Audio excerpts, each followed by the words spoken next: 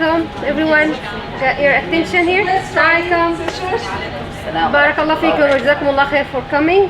This is Arwa. I am a zonal council here in Masjid Hamza. I'm not sure if you all familiar with me. First, I really want to thank you, mashallah, jazakumullah khair, for your sticking with your commitment and coming over. And I really want to thank the volunteers we have. Really, they did a really good job. Barakallah feehum. And yeah, jazakumullah khair. An-Nisa corporation, really, they are doing great to our community, and we really need to take advantage of them as much as we can. Please do. And now I'm gonna pass it on to Sister Azima, our ISGH representative. I'm gonna come on this side. I think that's Yeah. all right. By the fan. I was trying, well, both fans is there, then I can be here. Okay. Assalamu alaikum wa rahmatullahi wa barakatuhu, sisters. For the ones who don't know me, my name is Azima Rahman. I'm the Northwest Zone Director on the board of ISGH. And I am, I guess it's a very proud thing to say that I'm the first woman elected on the board ever. And I'm also actually very proud of my sister Arwa and Alva and Fatma, who are on the council, because a lot of women do not come forward and be part of the process of the masajids. I mean, we're more than 50% of the population, and yet we are not represented at the table at all. So I'm very proud of my sister at Hamza that they took the initiative and did that. And I need all my sisters here to support them, because elections come up at the end of the year and the new council gets elected. So please be part of this solution. Have your girls, have your sisters, yourselves run for those positions. Our goal is to make sure we, as our women of ISGH Houston, are represented well. And that takes us to this program. So we started ISGH Central Sisters Committee, because as you probably know, every masjid has its own sisters committee, but they were not organized, or they didn't come together as often. Everybody did their own little thing, and that wasn't supportive of each other, right? We need support as an organization, as women. We need support. As sisters, we need support. So we started ISGH at the central level. That way, we run some programs that we incorporate in different masajids across the whole city. So what we are trying to do, and I have some amazing people, the brains behind the operation is sitting right there, and she doesn't like it, but I have to point it out, Farzana, right there. And Samira, who's another great assistant of ours, she's not here today, but we are the ones that we're trying to make sure every sisters, all the sisters from different masajids come together. We have a central theme going on through the masajid. We elevate ourselves, and we do better programs that all of us get attracted to, especially my girls. Like, I started for my girls, actually not my girls, every girls, all the girls, but I did this for my girls because I wanted them to see that as Muslim women, we can come together and do better and get educated, informed, and all the other wonderful stuff. So I'm done. I want to pass the baton on, or pass the mic on, to the most amazing people that are, I'm sorry, I missed something. Oh, that's what I was going to, Bibi. So, where I'm going to introduce, well, I'm not going to introduce Bibi because I can't do justice. I'm going to let her introduce herself, and then Sister Thahira over there. Of course, they represent An-Nisa, and that is an amazing organization. But again, I'm going to let them introduce it. And Jazakallah khairan kaseera for being here, because I'm looking forward to doing this discussion, as are my girls. Pick on them, that's fine. Assalamu alaikum, everyone. So I think everybody in here knows me. I'm Bibi Khan from An-Nisa, and I am excited to be here with all of you. So a little bit about the reason why we're here is that in our community, and in every other community in the United States, probably in the world, we are seeing a lot of breakdown of families, right? There's a lot of conflicts in families, a lot of divorces going on, just a lot of, havoc, right? Everything is in turmoil right now. So what we were doing for 14 years, An-Nisa has been doing counseling, case working, all sorts of stuff. And we realized that, we're doing damage control. So what we need to do is prevention. So today we're here as a part of our prevention program, which is educating, advocating, and definitely going out and making a huge change to save the relationships and to make them healthy, so we can lower the divorce rate in our community, so we can have peaceful families like with our kids and everything. So inshallah, our hope is for us to be able to achieve that. So today we're here, and I think you guys have chosen the topic conflict, a healthy conflict or conflict resolution. So the way I like to do my presentations, I don't like to talk to you, I want to talk with you. So we're going to have a discussion, okay? I need everybody to, don't be scared to talk, because I make more mistakes than probably any of you here. Be a part of this conversation. Think of it that we're home in our living rooms and we're just talking to each other, okay? So the first thing I want to talk about, when you hear the word conflict, what do you think of? What other words do you think of when you hear about the word conflict? And if you guys don't volunteer, I pick on people. Sorry, but that's like, you know. So raise your hand. So go ahead. Disagreement. Disagreement, yeah. Other words for conflict, guys. Anger. Anger, for sure. More words. Domestic violence. Domestic violence could be a conflict, yes. Fighting, screaming, yelling, insulting, everything that you can think of can be a conflict, right? But there are good conflicts and there are bad conflicts. Not every conflict ends up being a bad thing, right? So today what I want to, today what I want to talk about is actually for us to dive into healthy and unhealthy conflicts and how we can help them. So, what are some things that can cause a conflict? What are some kinds of conflicts that we see at home? Miscommunication. Miscommunicate, definitely. That's like the biggest thing right now. What else? So, go ahead. Lack of respect. Lack of respect, perfect, excellent. Bibi, can we make this a little bigger? Is it possible? Just 2 minutes. Okay. What do we fight about, guys? What do we have disagreements about? The sister said this. What do we disagree on? Each one of us want to prove their point, right? Everybody wants to prove their point? Yeah. But what are the topics that we're fighting about at home? What do you fight at home with? With your husband? With your children? What are we Right fighting and about? who's wrong? The self-ego, like who's right and who's wrong. Yeah. We always have one person always wants to be right? What about the kids? Parenting is probably one of the number one things that we fight about. The kids. Right? How do we raise our kids? What should they be doing? All that stuff. Parents. Somebody said financing over here. Finance? Yes. Finance is definitely a problem. So there's so many things that can actually cause friends. I don't want you to have this person as a friend. No, mom, you can't tell me what to do. These are my friends, right? Religion. Now, believe it or not, in our homes, we are fighting about religion. Culture. Culture to me is probably the biggest thing, because a lot of us a lot of parents have come from different countries. And now they're here. Their kids were born here, they're growing up here, and the kids are now torn between two cultures, right? So then we end up having lots of arguments about culture. So today I want to talk about it. Conflict usually start off as a very tiny thing, right? I don't want you to go to a birthday party. Then it becomes something a little bigger. I don't want you to have these people as your friends. So conflict is something that just escalates. From one thing it escalates to another, and then what happens? You have exclusion. Then you'll have exclusion. You have exclusion, you have explosions, you have every single thing that you can think of. So today I want to talk about we talked about what are stuff that we have.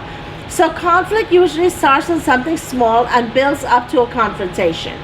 We sweep minor issues under the rug, right? Something happened, we're like, okay, just leave it. I don't want to have a confrontation. I'll just leave it. I'm not going to fight with them about that. We do that all the time. Even with our children. We say, okay, just put it aside. I don't want to talk about it today. We'll do it another day. But what happens when we do that? It builds up. It becomes like, it's so big that sometimes we cannot handle it or we cannot control it, right? So if I say something, this is my daughter Safra, and I'm going to use her as an example. As an example. If I make a negative comment to Safra, and she ignores it today, okay? And then another time comes along and I make another negative comment about her. And then another. She says nothing for the first few times, and then she will eventually explode. Even though I am the mother, right? The kids have rights to do that. They also have rights, right? What do you think Safra will say to me after I did that? You hurt me. Enough. Enough is enough. Ma, enough now. I mean, how many times are you telling me the same thing? And Safra is very patient, right? And she will give me dirty looks and all that, and she might not say anything. But eventually those dirty looks are going to become serious issues. So one of the things that's important is how we are going to manage that. Okay? Melt the buildup. Yeah, how would we? And maybe she's not listening to you. Again, if you say all the time you're negative. Yeah, then they don't want to listen. Because now she's offended. She has resentment now against me. She's like, man, my mom, how many times she can tell me the same thing? But what if the first time I told Safra, I said, Safra, I need you to do better. I need you to help me do more. What if the first time I told her, and instead of her not replying to me, she came to me and said, Mom, what do you need me to do? What is going on? If she came to me the first time and we could have fixed it, it would not have built up into a big explosion. So how do we do that? This is what conflict resolution is. How do we have these conversations? How do we fix it before it becomes crazy? What happens when conflict becomes crazy? What happens to a husband and wife? They fight and then divorce, right? If you can't fix it, you end up getting a divorce. What happens to a mother and her children when there's constant fighting? That's great. If they don't leave the house, they will do what they do behind her. Exactly. So for this reason, we have to figure out how to handle conflicts correctly. All right. So there are different kinds of conflicts. There are many, but the three that I feel for our community that are important are value conflicts, which means conflicts about religion, conflicts about culture, conflicts about, Democrats or Republicans. Those conflicts are huge in our home. Another one, interests. Interest conflicts occur when two people have different goals. One wants to work, the wife wants to work, and the husband says, no, you cannot work. Does that cause a conflict? Major conflict. And the other one, personality. So, do you know sometimes you walk into the masjid and you see somebody and you said salam to them and they're like, whatever, right? Or you're in a grocery store and you see another hijabi and you're excited, you're like, assalamu alaikum, and she's like, I don't even get a smile. not even, not even. Yeah. You say to yourself, oh, she's so full of herself. Do we say that? Even if we don't say it loud, we think it. Or you say, you know what, oh my gosh, she rubs me the wrong way. How many people have said that? That somebody rubs you the wrong way? Raise your hand. Raise your hand. I know you have, but we have all said it. Honest. People rub you the wrong way because we have different personalities. I may be friendly and they're not. I may like to talk, they don't want to. I may be very proud to be a Muslim because I fly the Muslim flag wherever I go, right? Without the hijab, with the hijab, whatever, I am a Muslim and a very proud Muslim. So I am proud to be Muslim. When somebody else can't be proud to be Muslim, I get offended immediately, okay? So this is an important part of knowing why conflict happens. Okay, so let's talk about unhealthy conflict first.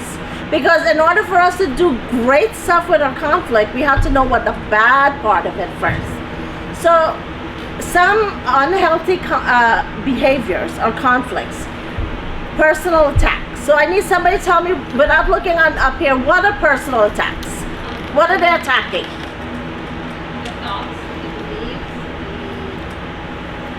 They're attacking you as a person.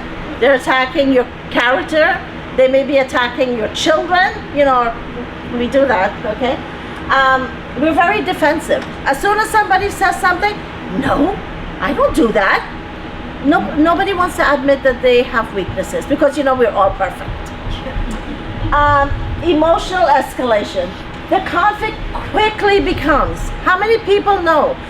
Quickly, you say, no, I don't want to do this. It escalates to, man, I'm mad now, right?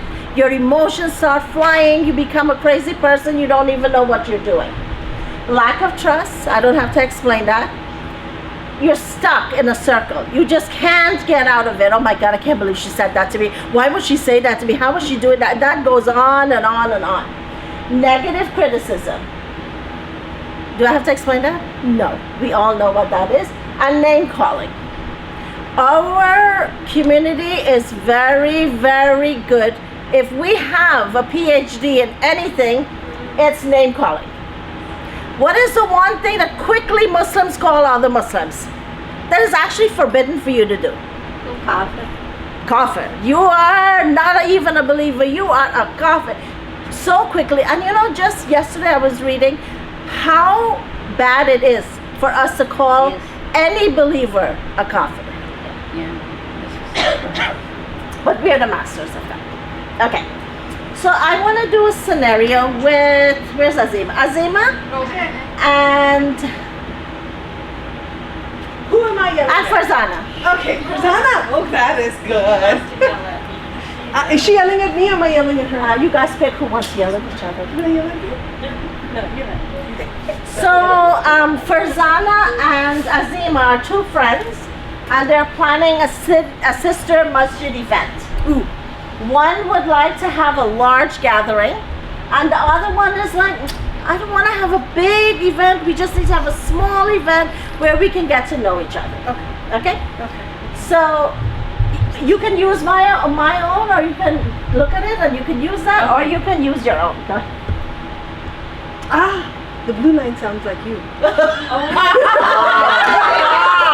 There you go. Real confidence. Yes. I'm gonna take her outside in the parking lot right now. Okay, what did they do to you? What did she Okay. just do to you? No, She just stereotyped me. no, okay. What would you call that? Sarcasm. Sarcasm. Anytime I'm a offended. conversation starts with something, that kind of a statement, it's She not going immediately anywhere. judged me, right? Yes, I did. Yeah. Immediately. Okay. Okay, are we having a bad conversation This first? is the bad part. This is a bad This is one. bad. You already- This is you not already the way started you it. want This is to not do this. Okay. So should I start? Yeah, you start. Okay. Farzana, I saw you're trying to do a big event again. And Talked about this, you wanted to do a smaller event. do you know how long I've been doing this, Azima? You keep bringing that up all the time. So what if you did this for like 10 years? So I don't know what I'm doing? Obviously, because if you're questioning me, then you don't know what you're doing. No. Okay, so Okay, right off, we're gonna. Okay, I want a lot of people to come. But we have to start small. I keep telling you, we gotta take smaller Why? bites. Why? Do you have any stats on that? Where did you get that information? You want me to go around getting stats from people? Yes, Dude, ma'am, this is because just I do. coming in. I can give you some stats that bigger programs are How the better. heck do I know you don't get it from somewhere here You know, and there I'm so and come up tired with of it? you. Okay, you guys are enjoying this too much. Okay. Although we think we're doing some movie. I really felt like I was We there. love each other, by the way. We're Just so good you at know. hiding. Good friends. Yeah. Good friends. Are we gonna do the nice one too? Yeah, I know, yeah. Yeah. In a minute, in a minute. From what they just did, what are some of the negative things that you guys saw that they did to each other? Their expressions. Body language was bad, right? Farzana was so ready to fight. Okay. What else? Defensive. Very their defensive. character, Very defensive. Excellent. Judging each other. Yes, judging. They weren't focused on the solution. Only on each other. Nothing. They never even once talk about how can we fix it. Excellent. Excellent. Someone here contempt? Wasn't there contempt? Thahira, you need to be a little bit louder. Is someone here contempt? Yes. Okay. Was there sarcasm too? Okay. So we already did the criticism. So all three were there. Anytime you have these three going on, the conversation is not going anywhere. And that's research shows, by Gottman, it shows that within 3 minutes, if a conversation starts with any of these three, it's not going anywhere. And it's 93% of the time. So we have to be aware of that when we have a conversation. Does everybody understand what just happened, right? They did everything that we're not supposed to do with each other, okay? So what will happen now? They will damage the trust they had for each other, because now she's like, I can't believe that she said that to me. She doesn't even trust me to do this event. They're going to become distant. Azima will probably say, I don't want to do anything with Farzana anymore. I'm done with her. She's so full of herself. And because they're having this conflict, they might isolate themselves from each other. They will become depressed because they're not friends anymore, or they're very distant with each other. So things build up. Do you see how it builds up? It's not just that argument you have. Then they'll go home, they're gonna tell their daughters, Asma, you're not gonna believe what Farzana auntie did to me, that Farzana is gonna tell her kids, and their kids are not gonna be friends anymore. It just builds up to craziness. So our job is to have healthy conflicts, okay? So what are some things that are healthy conflicts? So healthy conflicts has the opposite of unhealthy, but there are a lot more stuff that we have to be aware of in healthy than unhealthy. So if we use the healthy conflicts correctly, we'll be managing what we do, our behavior, with respect and understanding, which is very important. Respect is important. Why, guys?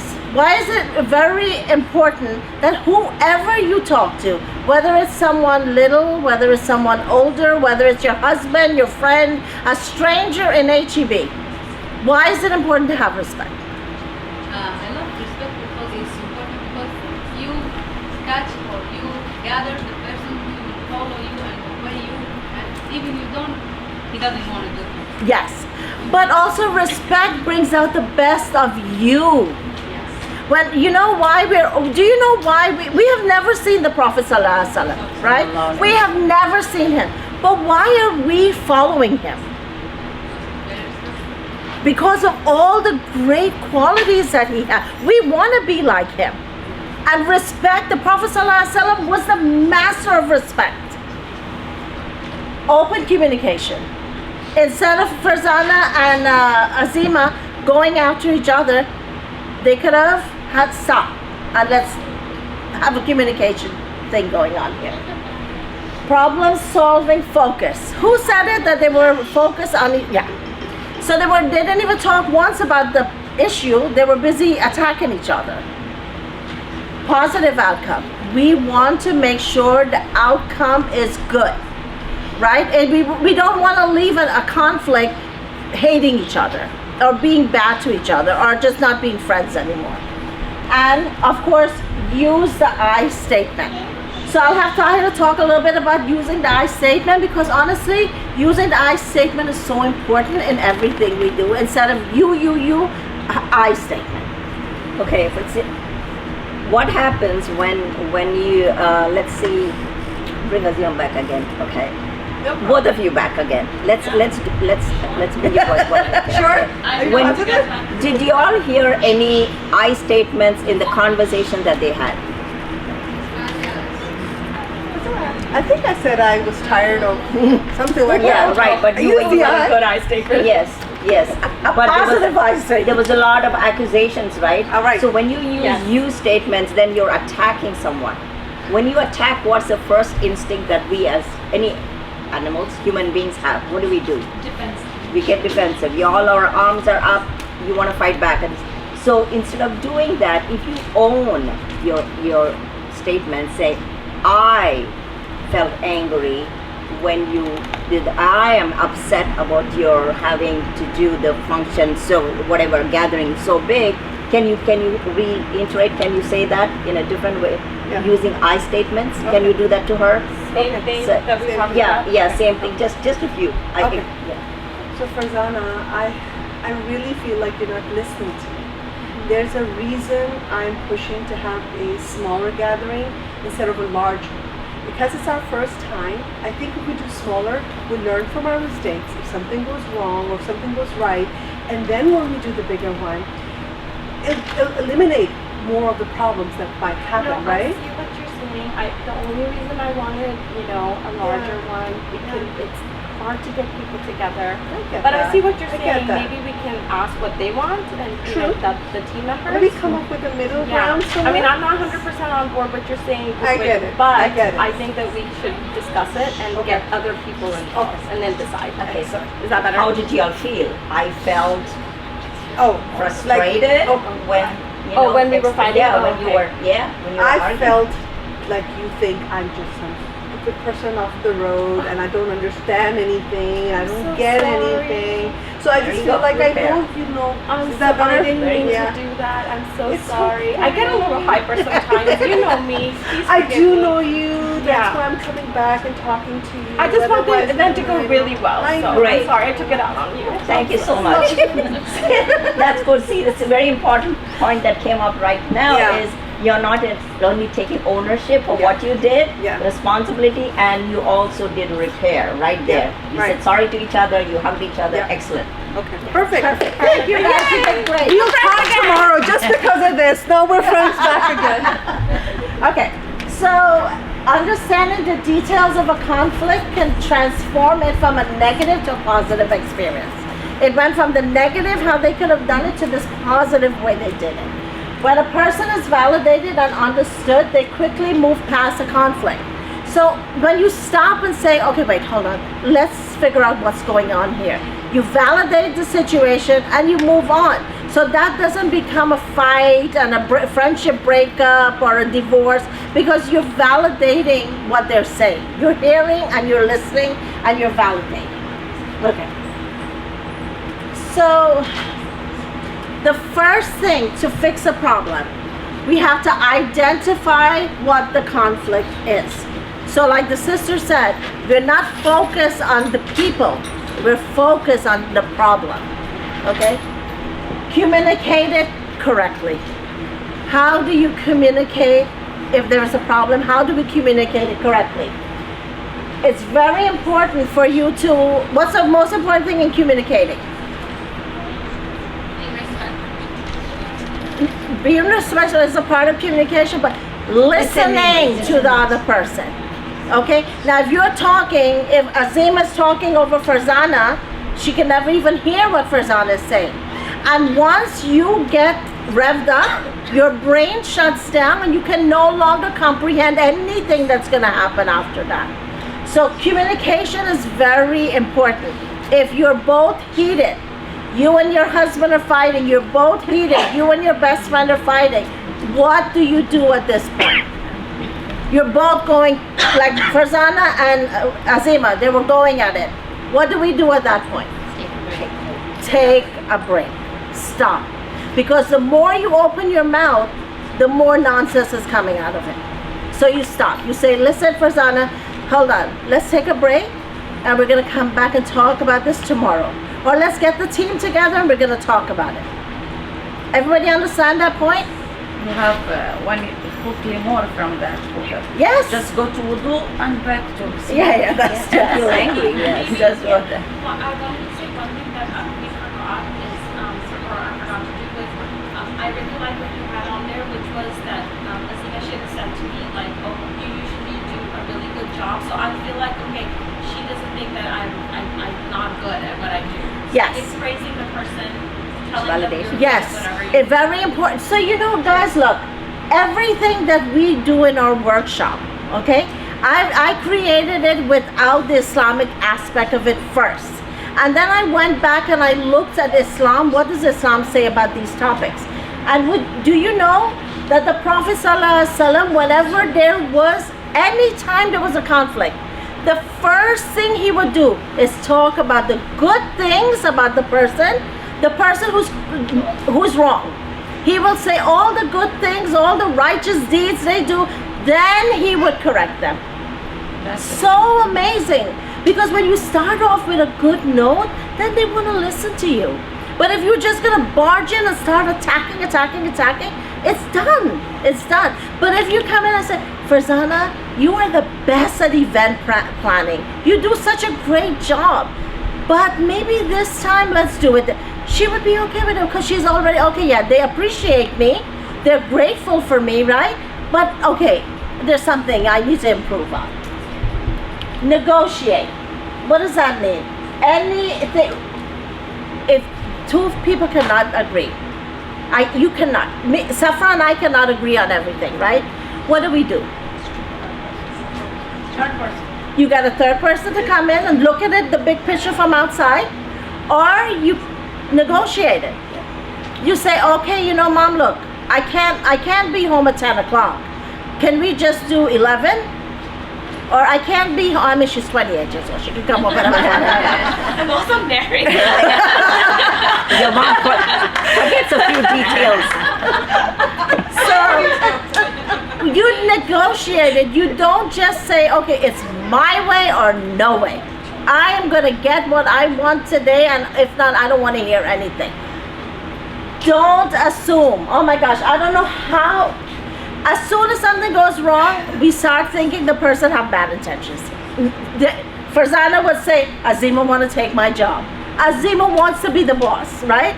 That would be what people start thinking in your mind. We start thinking about all the craziest things that do not even exist.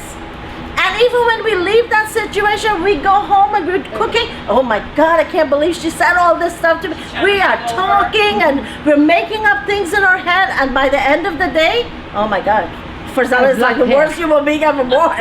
Luck. Please don't assume that the person had bad intention. 99% of the time, they don't have bad intention. They're trying to do things their way because they think, okay, this is the way it should be, it's better, maybe I can do it. You know, when you take a break, when you say take a break, and then you start thinking about all this stuff and how are you going to You have to come back. Yeah, but then it's not really very productive break, right? Because you're trying to think of all the things I'm going to say back to them and talk to them again. No, when you take a break, here's what happens. So you and I have a fight. Okay, we screamed at each other. I told you all the stuff you told me. I'm gonna take a break and I'm gonna say, Mangala, listen, I'm gonna come back tomorrow. Give me some time to clean my brain. You do the same. Tomorrow we come back and we sit down. We say, listen, what are we fighting about? We talk about. We use the tools. You don't come back with the same craziness. You come back with the tools. Let's talk about the situation itself. I'm not talking about you anymore. I'm not saying Mangala is a bad person anymore. I'm saying, okay, so you want to do the event. You want to do it your way. Tell me, how could we meet in the middle? You have time to let go of all the stuff and now focus on the situation itself. That's what the breaks are for. The breaks are not for you to go home and create more nonsense in your brain. Yeah, that's what I try not to think about it and try to do something else like exercise. Or Yeah, you were supposed to. Yeah. So those are break, right? You get you get distracted away from that situation. Yeah. So this is a real good scenario. Go ahead. I feel like the most difficult part in these kind of conflicts is that both people, one person doesn't come with that same mindset of having a solution or wanting to have a solution. So it starts. I feel like the same effort does not get reciprocated by both parties. Perfectly, perfect. So let's use our husband for example. Okay, our husband he knows everything. Most men think they know everything. Scratch that off the recording, but it's true. Okay, when you're driving, you're going someplace. Your husband, it will be a miracle if they look at directions because they know everything. Right? Am I right or wrong? Yeah. 90% of the time, God, if you tell him, no, I think you're going the wrong way, how dare you? Yes. Now you have to take 1 hour to go all the way around and come back to the right place. It's true or no? But imagine if 2 of you have the same mindset. At least if one person can use these tools, it will avoid a whole lot of destruction. So we are not worried about the next person. We're worried about ourselves. How am I going to react to this? How am I going to behave on this?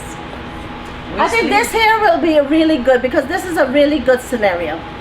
So I call this untidy countertop, okay? You just spend, you know how on Saturday or if you work, you come home, you're going to clean the entire house.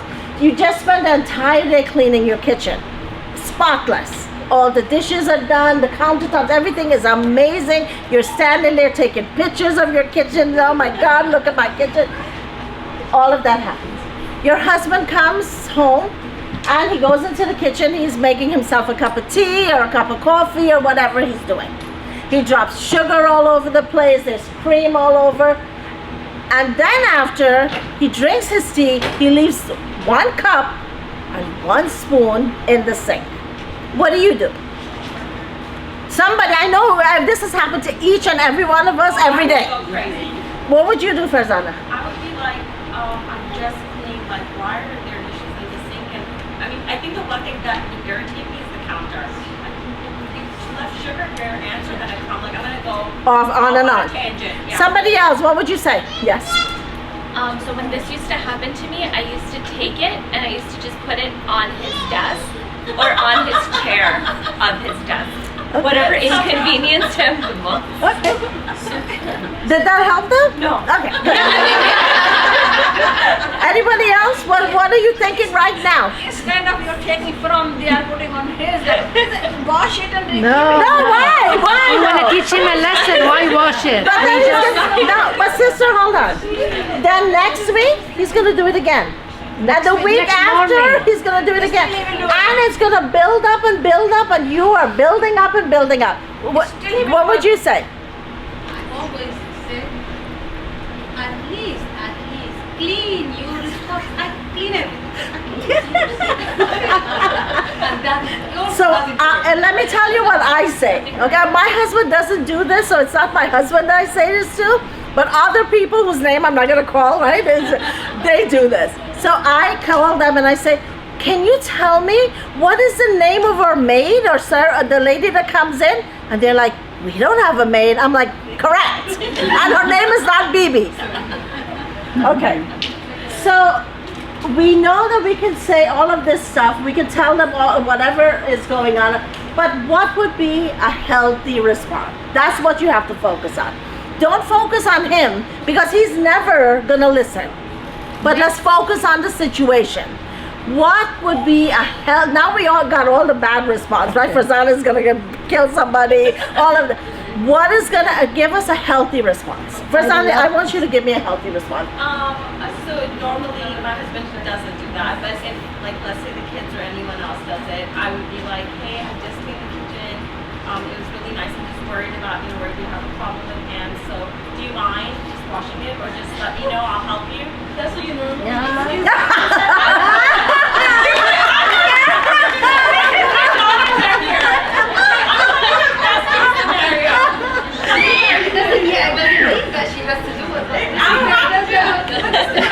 You should do. Of course, with them poor things, I yell at them, but then I would be like, can you help out? And next time we just clean. Yeah. And you just, And instead of like throwing things all over, women are experts at just, you're mad at something, Yes. you're hitting the pause, you're slamming the door, you're like making wise remarks. Why don't you just call them and say, okay, Safra, I need you guys to help me.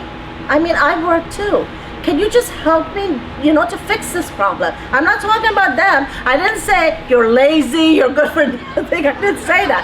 Can you help me fix this issue? Okay? Okay, Yeah. maybe after, is that what I said to you guys? Yeah. You're digging yourself deeper in. I just let it go. That work if you tell him, please, I am just from a few seconds, I'm rest from cleaning the house. And the sugar, the sugar is bring the ants to the kitchen.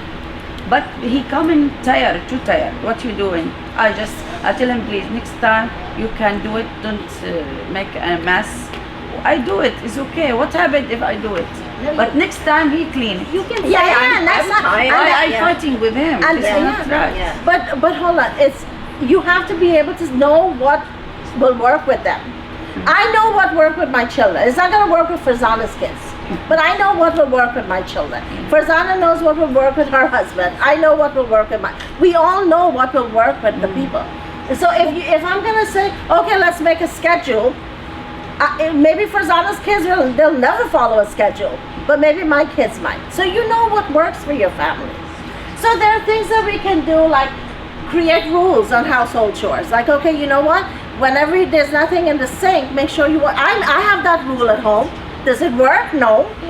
Every morning I wake up, there's one dish in the sink. And every day I say to myself, I'm going to find out who leaves this dish. I'm so busy, I don't have the time to do it, but I need to do it. But yeah, but I'm not focused on the person I'm focused on the dish that's in the sink, right? Okay. I mean, just put it in the dishwasher for Allah's sake. How long does it take you to put this thing in the dishwasher? So we can do stuff like that. Okay.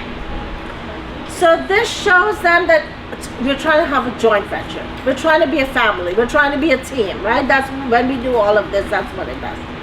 We can be as good as we want to our husbands. If they're abusive, is it going to change them because we're great? It won't, right? Sometimes it will, sometimes it won't. But why is that?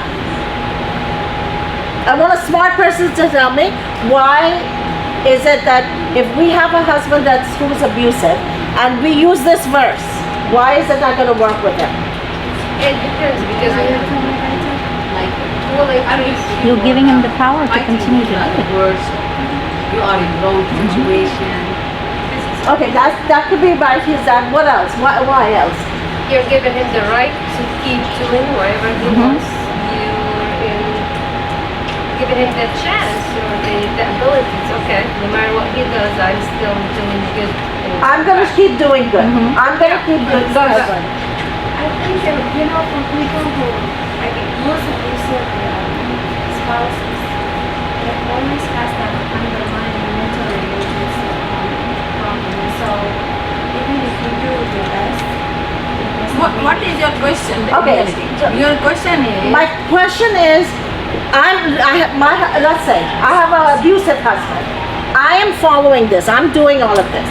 But no matter what I do, it's not getting better. What is the think about it? It's so simple, guys. Advantage. Okay, the advantage. No, yeah. Go ahead. I mean, you can't control what the other person is The other person has to do it too. If he's not following this verse of the Quran, it's not going to work. It's not going to fix. So conflict is that we all say, oh, this verse is in the Quran is not helping me. But if it's not helping him, he's not even using it. So in conflicts, both parties have to want to do better. It's not going to work if one person is a narcissist and you are struggling and drowning in the water. It's not going to work. We both have to want to make a change. If you not make a change, what we do? Yeah. You can only change yourself, you can change someone else. Again. Ourselves is perfect, but if the husband not change, what we do? So then that's you see, again, it builds up and builds up and builds up. And one day, whoever's being abused will say, I can't handle it anymore. Sisters. Yeah. Just okay. avoid, please. So a few things that I think we already mentioned of the way the Prophet ﷺ handled these problems. He heard complaints from both sides. So at An-Nisa, we are the only organization that actually a woman comes to us, she's abused, she's beat up. We say, can we talk to your husband? Okay? How many times do you think it's happened that the wife was wrong? Many? Many. After you talk to her husband. Sometimes the wife has issues. Can't be the men are all bad or all the women are great, right? Sometimes a wife has issues that she doesn't know. Some women also have mental issues, guys. Yes. Okay? So you have to listen to both sides in order to make a proper judgment or decision. The Prophet ﷺ never, ever, ever made decisions just listening to one side. Yeah, that's a very, very important, not only wife and husband. Every relationship. But what happening right now, nobody is asking the other person, just listening from one side and giving them, oh, you should be patient, you should be patient, you should be patient. How about you? That's, yes. That's very long. And also, I want you guys to look at this. Number 3. Okay? The Prophet ﷺ, he allowed the person who is being taken advantage of to defend their honor. Do we do that today? That's exactly what you're saying.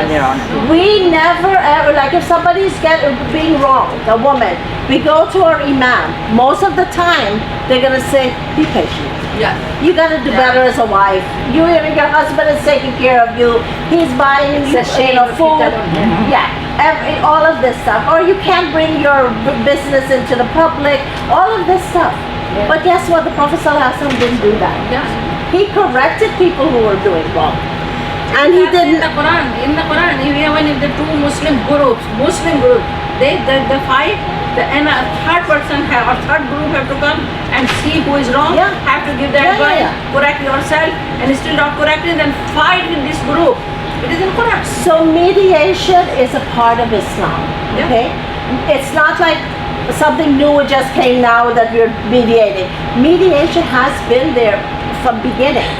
If two people cannot fix the problem, you have to get a third person to come in, but a just person, a person of knowledge. We're just not going to bring, I'm just going to bring anybody and they're going to come and give, they can't make proper decision if they, go ahead. I wanted to say something, I'm not trying to praise An-Nisa, but I am.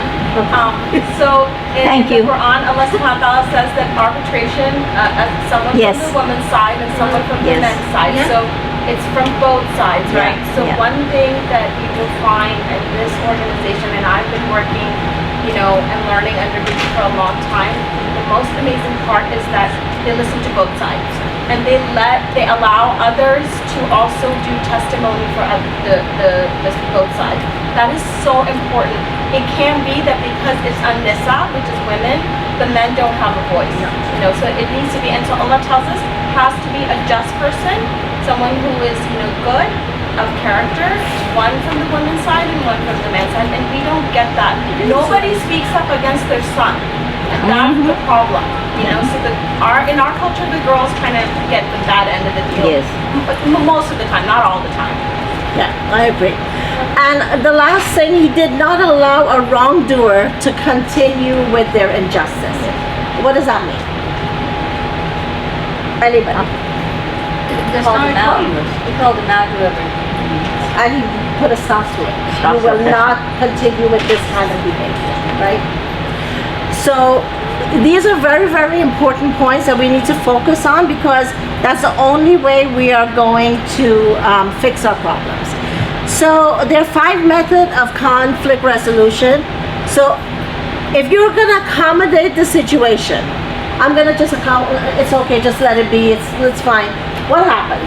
One person wins and one person loses, right? Compromise. What happens in a compromise? I say, Farzana, just forget about Azima, it's okay, just compromise, make it.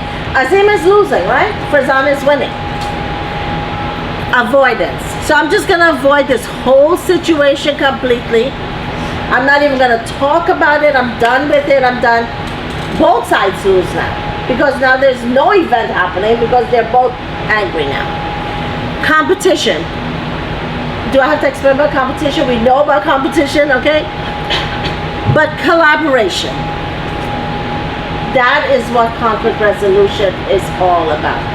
Collaboration, coming together and meeting in the middle, making a smart decision, balancing everything that we're talking about. And this is a win-win situation for everybody. Unfortunately, we do not do that. And we need to start doing that. Our husband comes home, he's angry, we didn't cook them whatever he wants to eat. Is that okay for him to get mad at us? Because you cook something for him. He could have come home to no food. And guess what? You behave like this tomorrow, I'm not cooking anything. You're gonna be hungry. Right? So, but if he came home and said, okay, you know what, I'll just eat a little bit, I'm not that hungry. I mean, that would be the right way to handle that situation. Or later he can ask, oh, can you make me a sandwich or something? Or us too. I want to get a new suit, or right now we don't have the money to get it. I'm going to throw a fit, or am I going to understand, take another suit and make it look cute. Do something. We have to figure out ways to meet in the middle. It's not always a right and wrong. The middle ground is what's most important. So what if, let's say maybe a husband has a really bad temper, and the wife is not able to get him to ever concede or be like, okay, let's compromise. But she needs to protect herself because maybe the situation is getting to the point where if she says a word, he just starts on her. So in that scenario, what should she do? How should she go to Thahira, probably? I was going to say call the hotline. Because there are times you know when you can handle it, and you know when it's too much. Okay? You know when it's too much, when you have to pick up the phone and talk to somebody and say, you know what, it's too much now. Okay? I have a friend right now. For 15 years, she's married to a man who is the biggest narcissist in the world. And when I first met her, I could not stand her because she was trying to convince us that him treating her the way he is totally okay, because that's what Islam says. Islam does not say in anywhere that you can be abused, okay, first of all. It went so far that he took a knife and held it to her. And then she realized, oh my God, I can't do this anymore. The realization happened, and she decided to leave. She left. She just ran and left, okay? She left everything. Do you know that now he was begging her to come back. But while he's begging her to come back, he's brainwashing the children against her, okay? That's not trying to fix anything. That is actually trying to overcome and make it worse for the person. In this situation, what would conflict resolution look like? And I want everybody to talk about this, because you should know, what would conflict resolution be, a good conflict resolution for this situation? What would he should have been doing? Yeah. What should he be doing, or both of them, what should they be doing to make it better? He needs to work on himself and find out the situation first. Right. First, he has a problem. What's the first thing he has to do? He needs to accept everything. Go ahead. What's the first thing you think he had to do? Acknowledge that I have a problem. Realize. Yeah. Because we don't realize whenever we have, everybody else in the world has problems except us. Right? And men, honestly, I'm not talking about some women too, but men have a hard time accepting they have issues. It takes a lot more for me to have a man accept, oh yeah, I think you're right. But a woman will very quickly accept it. She'll say, yeah, you're right. But a man takes longer. So first of all, he had to accept it. What else should he be doing? Be open to solve it. Be open to change. I want to change myself. Take the kids out of the equation for right now, not brainwash them. Yes. So you see, all the positive things need to happen in order for us to resolve these conflicts. We can't keep pondering on, okay, how can I get even? How can I, get back? Thahira, jump in. Because Thahira is a marriage counselor. She's our best of the best for us. Well, does she want to go back? She left the home.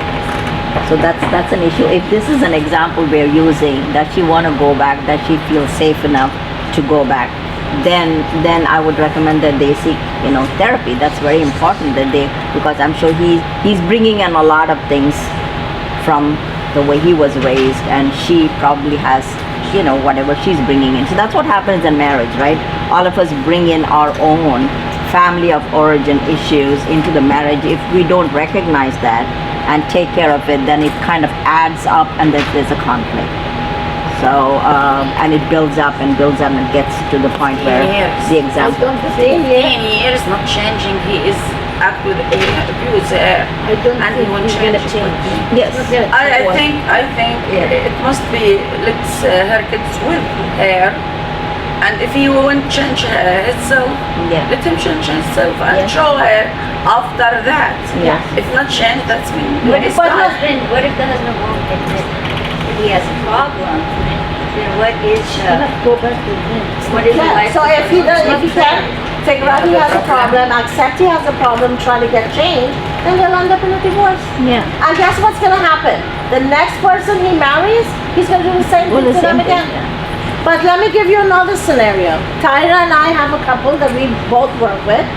A husband, he was actually beating his wife almost every day, and physical abuse. He came for help. He came to An-Nisa for help, and he said, I have a problem, I need help. Because why his wife left, and she said, I'm not coming back, I'm not doing it, I'm done. So he came, she was an international, we called her, we told her, listen, we're taking responsibility, come back, we're gonna make this work, okay? I actually messaged her right now while I was here. Imagine this man was an abuser in every aspect. He used to curse at her entire family, do everything. I just messaged her. She's expecting their 4th kid, and she said we're doing great. It's been almost a year now. Yes. Yeah. Because why? He wanted to change. He wanted to change. The conflict was him. He was the conflict. But when you fix the conflict, right, then only then there will be change. Sorry, this lady must This lady must not waiting for 15 years.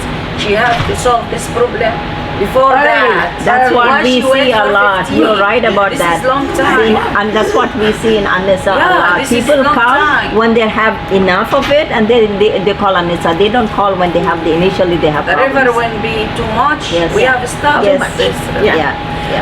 Okay, so you have any questions? Okay, anybody have any questions so we can go through them? Because I'm gonna send you guys, actually, if everybody can give us your phone number, email or something, I'm gonna send you a package of how you're gonna handle conflicts when they happen. Okay? It's very important for you to look it over, because me telling you one time is not enough. It's not enough.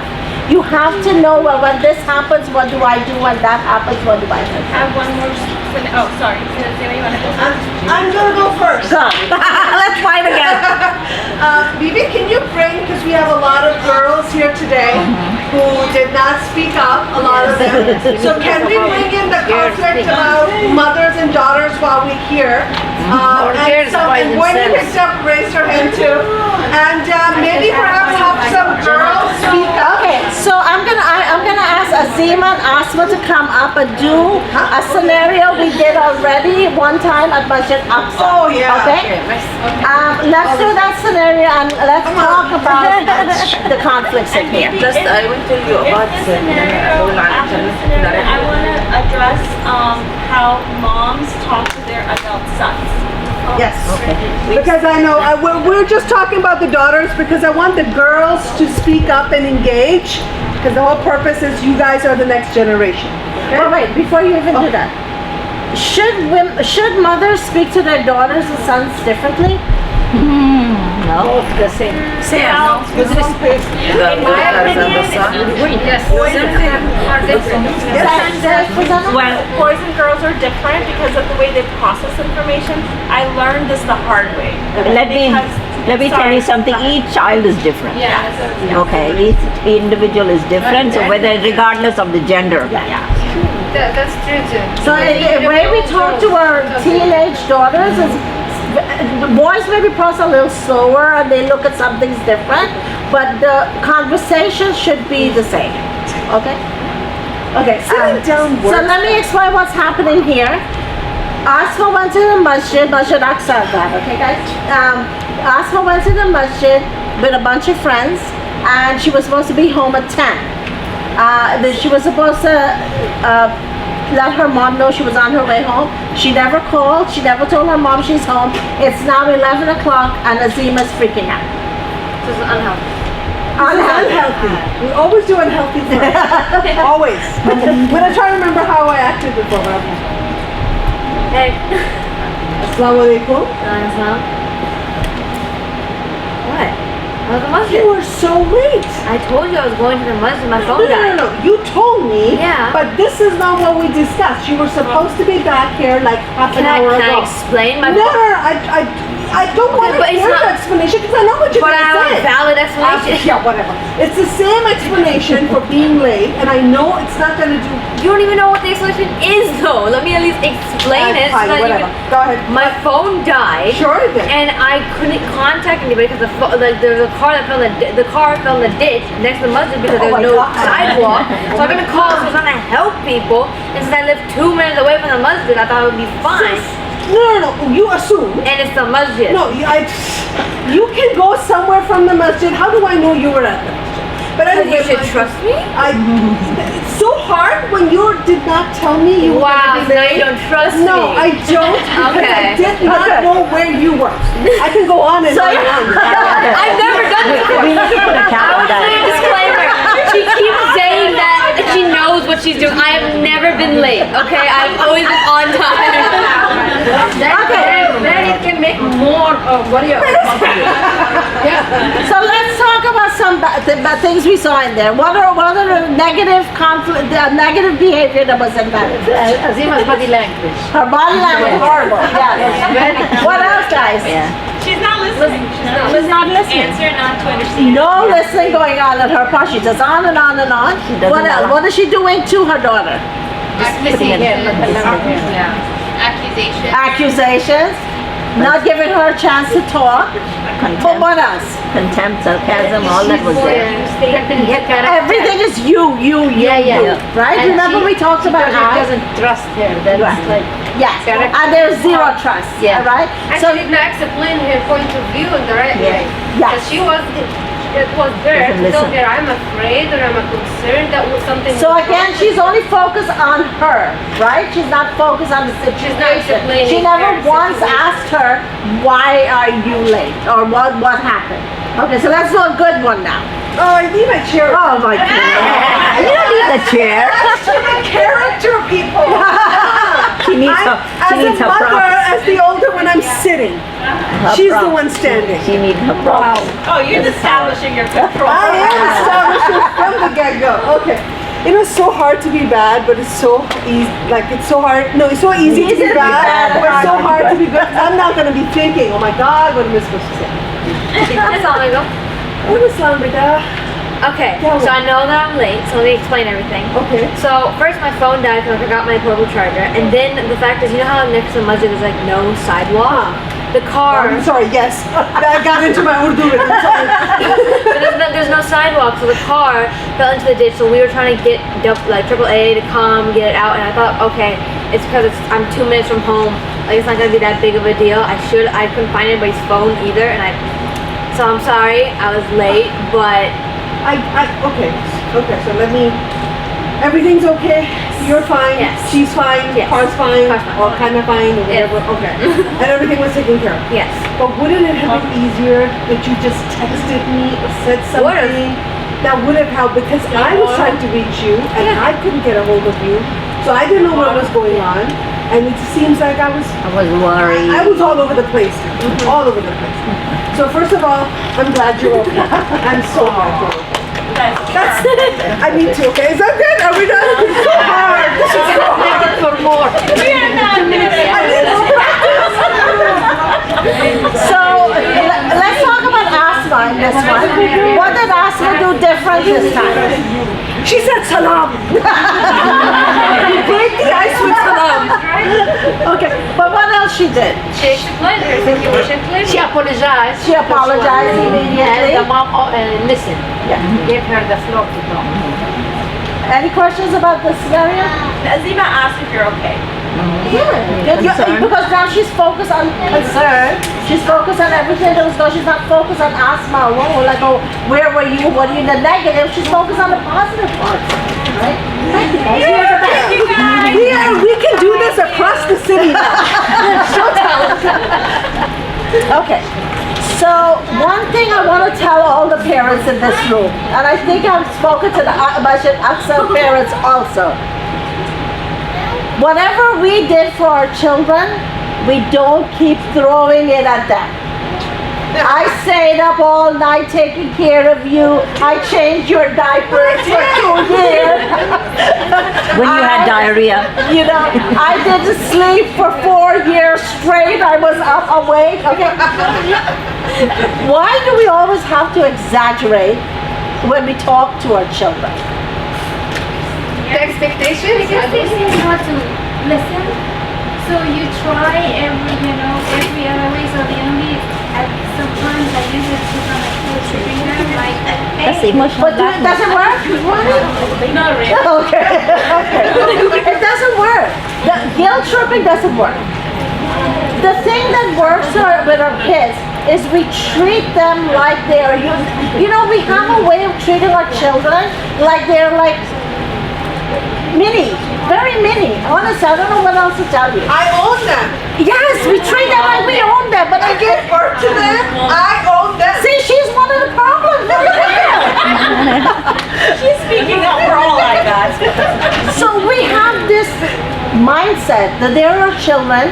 First of all, we can speak to them however the heck we want.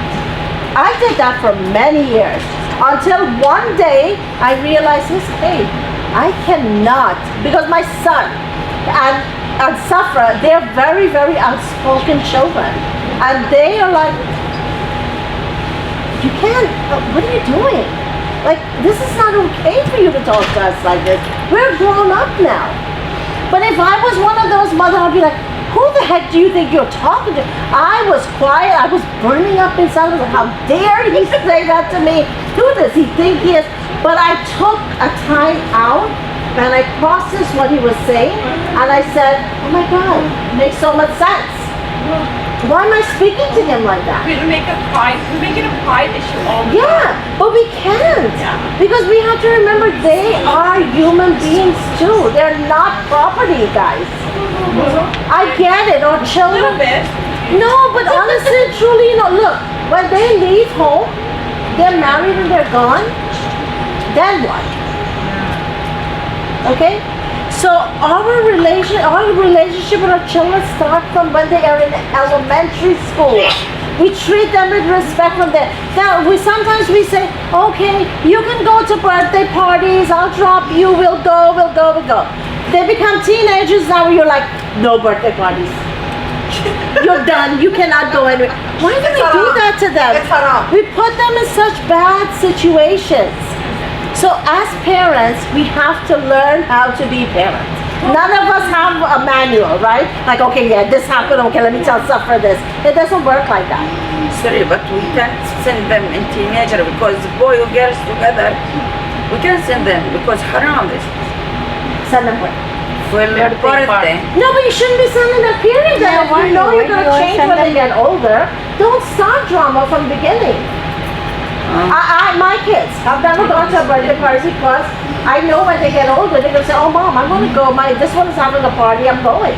Thank you. So I'm like, why start it? Because then how am I going to explain? It's like, Christmas, right?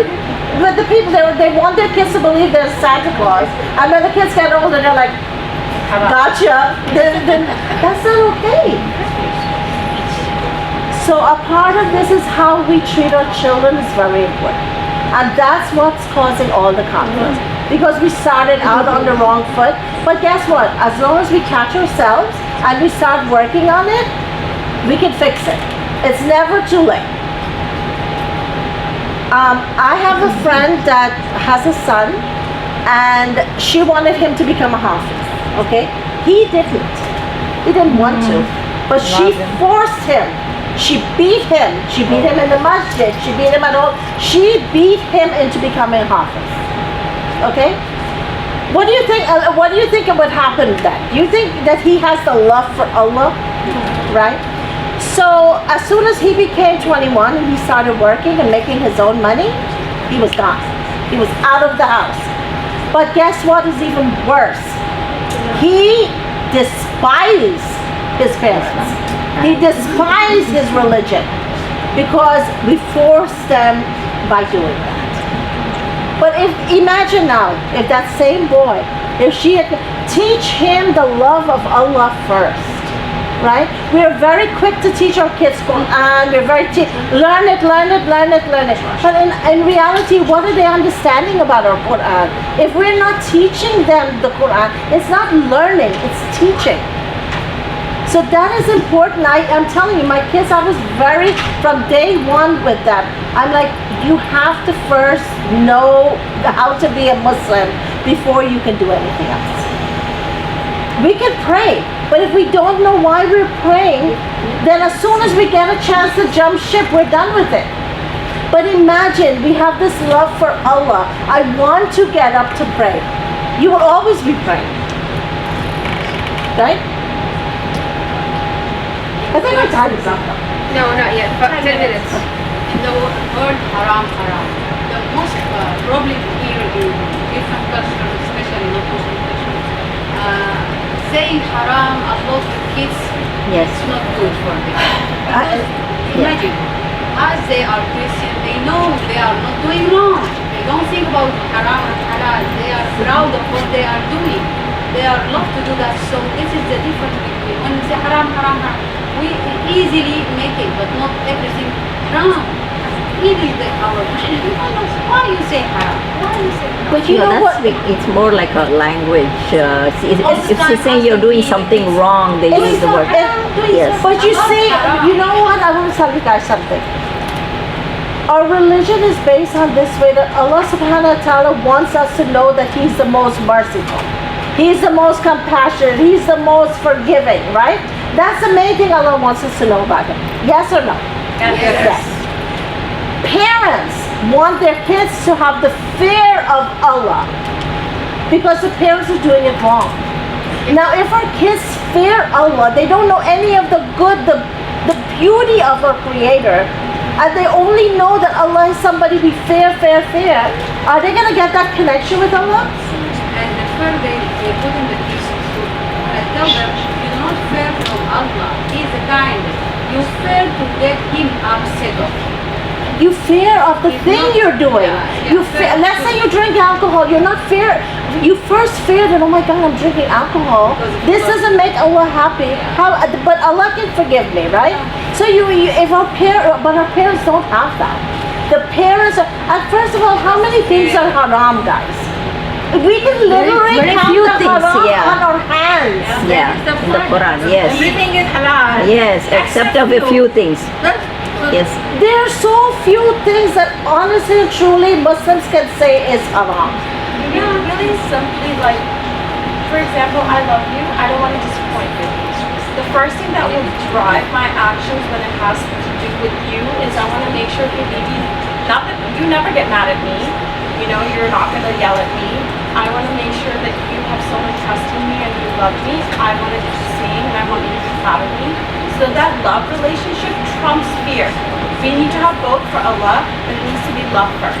But you have to establish that it takes a different path for to get Allah, there. for sure. Yeah. But also for our parents. For people too. For our friends, for if we taught our kids how to love us without having them fear us, we'll all be in a better place. Because the kids will trust us to come to us when they have a problem. If they don't come to us, guess where they're going? Outside, to their own friends, their own age, who know nothing. I know, but baby, I don't want some parents take it to the next level where they're so busy being their, kids' best friend. That's also a problem. You don't want to take it to the extreme. There has to be a balance. Yeah, because when Allah created your children, He gave it to parents. He didn't give it to friends, right? I mean, if that was the thing, Allah would have gave it to your friend and became your instead of parent, it would be just a friendship. But that is not what Allah intended for. So you always, and that's a big thing we see at An-Nisa. Parents are two things I see at An-Nisa that's horrible. One is all parents, two things. They want to become friends with their kids, or they want their kids to become parents. And that's a lot. Especially single mothers. They want to put their son, okay, now you're in charge of the family. You don't do that. You are the parent whether you're single or not single. okay?